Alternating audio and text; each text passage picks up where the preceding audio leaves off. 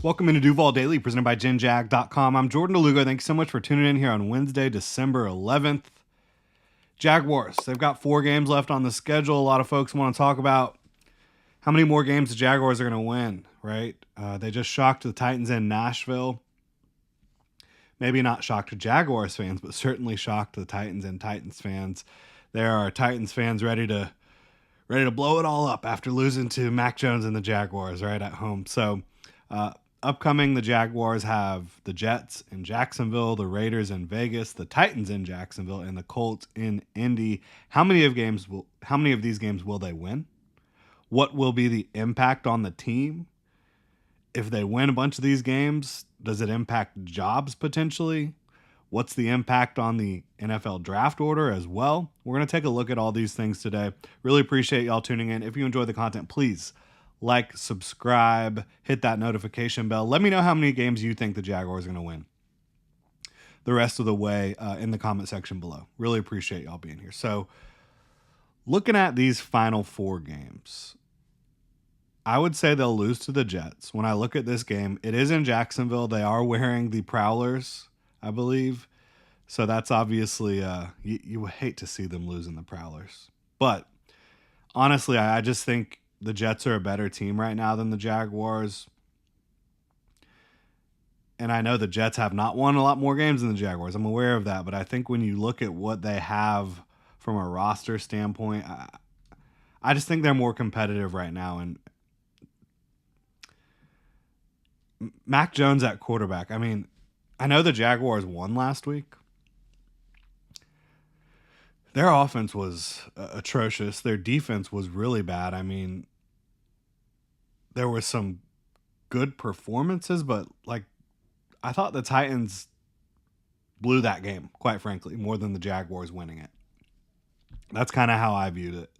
I think the Jets are a better, more competitive team right now. Could they come out and lay an egg? Are they also a bad football team? Yeah, they've lost what? 1, 2, 3, 4, 5, 6, 7, 8, 9. They've lost 9 of 10 games. The Jets have. So I'm not sitting here saying it's a guaranteed dub for the Jets, but I would probably pick the Jets. I think that the Jaguars just have too many issues, too many holes to probably go on a little bit of a run here and win 2 games in a row. And then in Vegas, could it go either way? Yes. I would probably have them beating the Raiders. You can flip-flop these 2 games if you want, but I would probably have them beating the Raiders, who I think are a little bit less competitive overall with their roster. They're having more quarterback issues. And then I would actually say I think they're going to lose to the Titans and the Colts to end the year. The reason I say that is, again, I thought the Titans blew the game against the Jaguars this past weekend. I thought the Titans were the better overall football team on the field. I thought that they had some coaching miscues. I thought that Will Levis missed a couple opportunities, right? I just think if those two teams are so close right now that they play each other twice, probably it's going to be 1-1. And then the Colts, if Trevor Lawrence was playing, I would pick the Jaguars to win all 4 of these games, but he's not. And so the Colts, he's killed the Colts throughout his career, but I think that they're a more competitive football team than the Jaguars right now. And, the Jags have had some success against their offense defensively. When it's not Joe Flacco or Matt Ryan, one of these old quarterbacks that just seems to be able to pick apart what they've got going on. But the Colts have won 2 out of their last 3 games. They're more competitive than the Jags. I really think they are. Now, if the Colts go on a run here and they're trying to make a playoff spot, which I think they're really on the outside looking in here. Pull it up. But if they're 6-7, so they could theoretically get to 10-7 when you look at what you got going on here. I don't think they're catching the Texans, although they could. Stranger things have happened. But they're probably fighting for a wild card. maybe it should be even odds that they're fighting for a wild card or the division. But basically, you've got the Ravens at 8-5 in the wild card. You've got the Chargers and the Broncos at 8-5 in the wild card.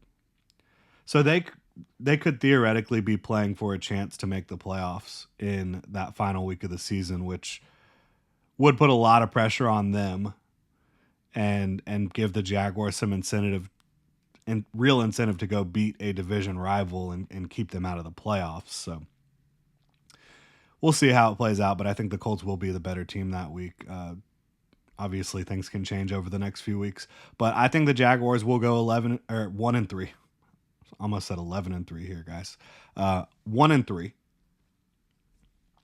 and I'm 9-4 picking them this year. Thought they would lose to the Titans last week, and they probably should have, like I said. But I think the Jaguars will go 1-3 down the stretch. If they go 1-3, they would be 4-13. I think the best they probably do is go 2-2, split these final 4 games to get to 5 wins. And let's say they do get to 5 wins. They're still picking in the top 10 in all likelihood when you look at the draft order right now and the standings. Still probably picking in the top 10 at 5 wins. Would in all likelihood probably have the opportunity to draft a blue chip prospect still if they get to 5 wins. Or at the very least, like a legitimate first round grade prospect. I've only got, let's see. I've only got 13 real round 1 prospects this year, which is really low for me. And I know some people are even lower. So if you're drafting in the top 10, you're going to have your opportunity to get a legitimate first rounder or potentially even a blue chip prospect, which I have 7 of those this year. If they get to 4 wins, which is again what I expect them to go 1-3, they'll probably still be picking right around 5 overall, which is where they're at right now.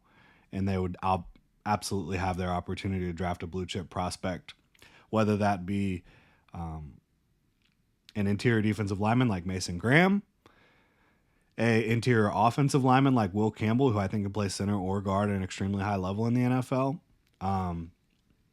I still would be shocked if they went edge just because they've got 2 guys and you're about to have to pay Trayvon Walker soon. But Abdul Carter, I think, is a blue chip guy. Will Johnson could be there. Travis Hunter could be there if you're picking at 4 or 5. He really could. So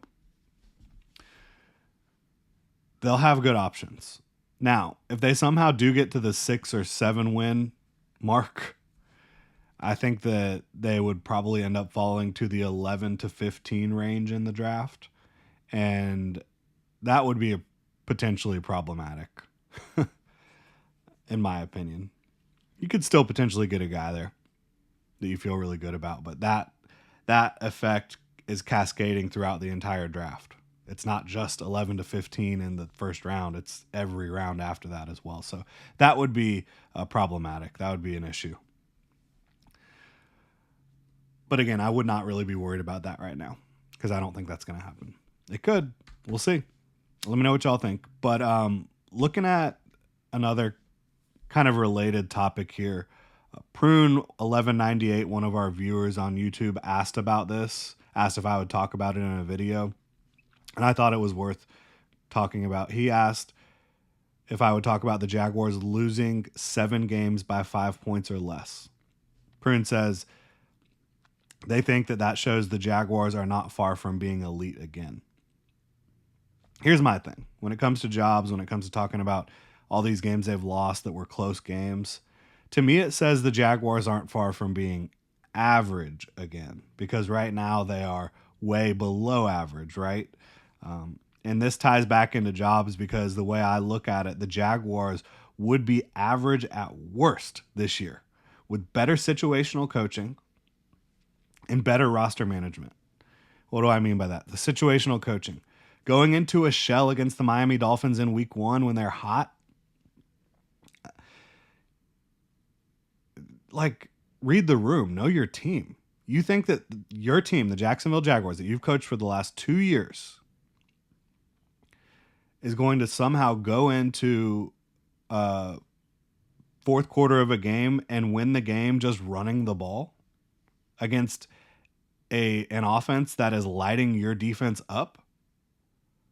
Like, to me, that's crazy. You took the game out of Trevor Lawrence's hands, and that was horrible game management. Looking through some of the rest of these games, where else did I think Doug really cost the team?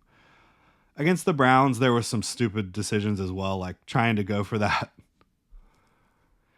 I think the players had more than played their part in that game. Like Trevor Lawrence played his part in terms of not doing well in the first half. But like going for that super long developing route down the field, backed up on your own goal line late in the game, I thought was stupid by Doug Peterson. And then his team just flat out got destroyed by the Bills. Against the Texans in week 4, again, I thought that situational coaching cost them the game. They had an opportunity, fourth down on the goal line, to A, run a quarterback sneak on fourth down, B, just kick the field goal. I thought they should have kicked the field goal. And this is not revisionist history. This is not, hindsight. I was actively saying these things at the moment. You can go back and look. I thought the Jaguars should kick the field goal when they were up 20 to 17, which would have made it a 23 to 20 or 23 to 17 game. And that would have put more pressure on the Texans, right? Let me make sure I'm remembering this exactly correctly. All right. Yeah. So, yeah, the Jaguars were up 20 to 17. They had an opportunity to kick a field goal to make it 23 to 17, and put a lot of pressure on the Houston Texans to have to go score a touchdown. That changes the psychology of that final drive in a big way. It takes pressure off of you. It puts pressure on them. Now, even if you're an advocate of going for it on that fourth down situation, when you're a team that struggles so bad going for it on fourth down, even if you're an advocate of that, the situational coaching again was poor in the play calling department. They ran a quarterback draw on the goal line, right? A quarterback draw on the goal line.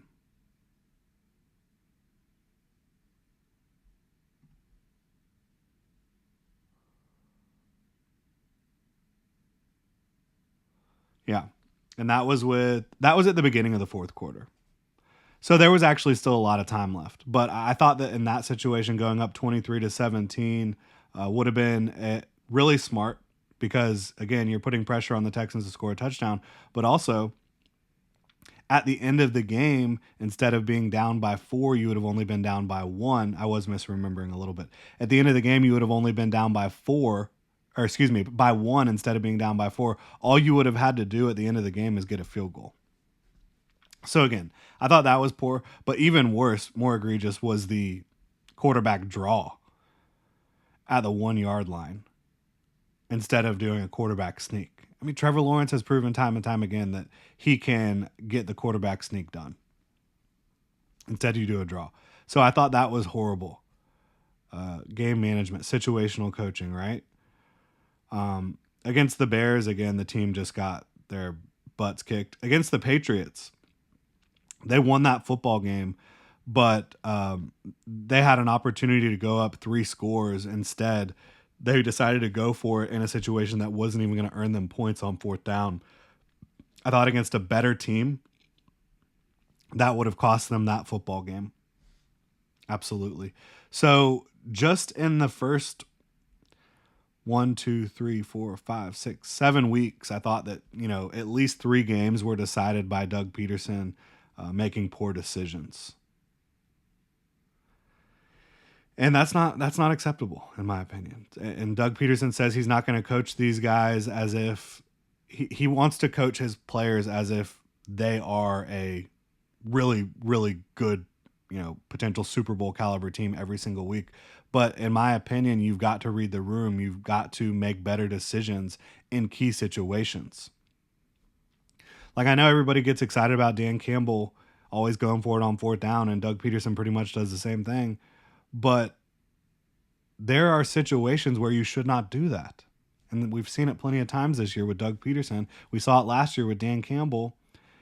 They would have gone to the Super Bowl if he was a little bit smarter in those decisions, in my opinion.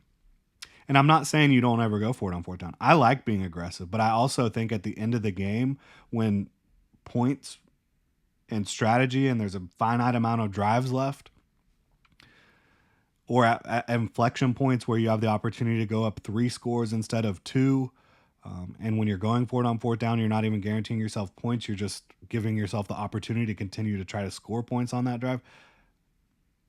That's just how I view it. You're fine to view it differently. But again, that is coaching, in my opinion.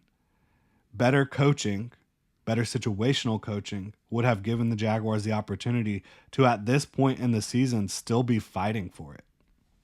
And Trevor Lawrence probably wouldn't have gone to injured reserve. He probably would have gotten through the concussion protocol and said, all right, let's go try to make the playoffs. And I think he's still in the protocol. At least he was on Monday. But they would still be fighting. And then roster management. I mean, the Eric Armstead situation, absolutely crazy. Not signing him, but signing him with whoever's vision of him being a defensive end, a third-string defensive end. Crazy. The cornerback position was mismanaged this offseason. Outside wide receiver, the Gabe Davis, Calvin Ridley, mismanagement there in a big way. How about, and I don't think that signing Walker Little was mismanagement, but I think that obviously drafting Walker Little in 2021 in the second round and then not having him be a starter until his final year of his rookie deal is crazy. But how about you're willing to negotiate a deal for Walker Little in season, but you're not willing to negotiate a deal with Josh Hines-Allen last year in season? That is mismanagement. That is poor optics. That is ridiculous. So, in my opinion, even if they win these games, this is already a sinking ship. To me, that they've got to get folks in here with a unified vision. The outlook for me for the rest of the season is going to be the same regardless of what happens. I don't expect them to go on a run, but even if they do, I don't think Doug Peterson will keep his job. I hope they move on from the GM too. I go back and forth about whether or not Shad will actually do that, because Shad Khan does not look at these things the way we do, obviously. The way a lot of the analysts, a lot of the local media, a lot of the fans look at it. He doesn't. He's got his own mindset. But that's going to do it. Really appreciate y'all tuning in. If you enjoy the content, please like, subscribe, hit that notification bell. Y'all have a good one.